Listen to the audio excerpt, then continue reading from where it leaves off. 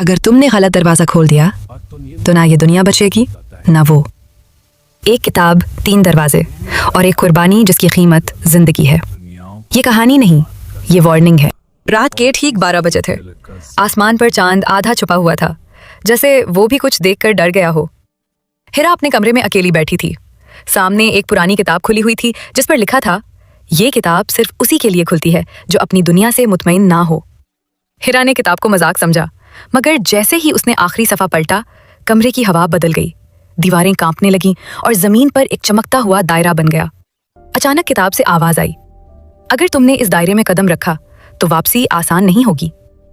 हिरा का दिल जोर जोर से धड़कने लगा, मगर उसकी जिंदगी पहले ही खाली थी। उसने आंखें बंद की और दायरे में कदम रख दिया। अगले ही लम्हे वो एक ऐसी दुनिया में थी जहां आसमान जामनी था, हवा में रोशनी तैर रही थी, दरख्त सांस लेते थे और जमीन धड़कती थी। अचानक उसके सामने एक लड़का नमूदार हुआ, आंखें चमकदार, लिबास चांदी जैसा। वो बोला, खुशामदीद, तुम मुंतखब हो चुकी हो। हिरा घबरा गई। मुंतखब? किस लिए? वो मुस्कुराया, क्योंकि तुम्हारे अंदर वो ताकत है जो हमारी दुनिया को बचा सकती है। वो उसे एक महल मिले गया जहाँ शीशे की दीवारों में मुस्तकबिल के मनाजिर दिखाई दे रहे थे। उसने देखा एक सियाह मखलूक जो दोनों दुनियाओं को निगल रही थी और सब कुछ खत्म हो रहा था। लड़के ने कहा, ये तबाही उस दिन रुकेगी जब तुम अपनी ताकत को कबूल करोगी। हिरा ने चीख कर कहा, मैं आम लड़की हूँ, मैं कुछ खास नहीं। अचानक उसके हाथों से रोशनी निकलने लगी, दीवारें लरस गईं। लड़का हैरान हो गया, तुम झूठ बोल रही हो, तुम बहुत खास हो। जादुई दुनिया का कानून था, ताकत तब जागती है जब खौफ सामने आ जाए। अचानक हिरा को एक अंधेरे गार में धकेल दिया गया। वहां उसका सबसे बड़ा खौफ था, वो खुद, अकेली, नाकाम। आवाज आई, अगर तुम खुद को कबूल न कर सकी तो दोनों दुनियाओं को तबाह कर दोगी। हिरा रो पड़ी, मगर फिर उसने सर उठाया। मैं कमजोर हूं मगर बेकार नहीं।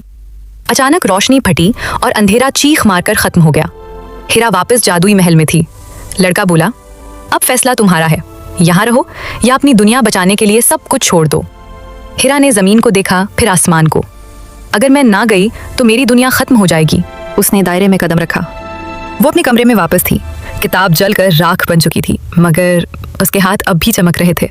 वो मुस्कुराई, क्योंकि अब वो जान चुकी थी, जादू किसी दुनिया में नहीं होता, जादू इंसान के अंदर होता है।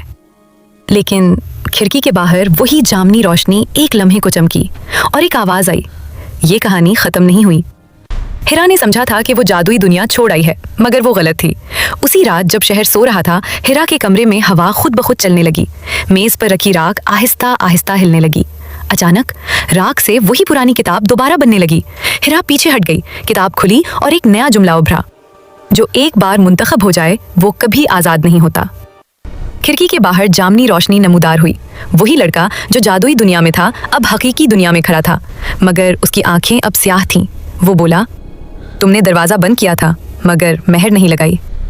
हिरा की सांस रुक गई। मेहर? किसकी? वो मुस्कुराया, मगर वो मुस्कुराहट इंसानी नहीं थी। कमरे की दीवार पर एक दरार बनी। उस दरार से साए रसने लगे, जैसे धुआं जिंदा हो।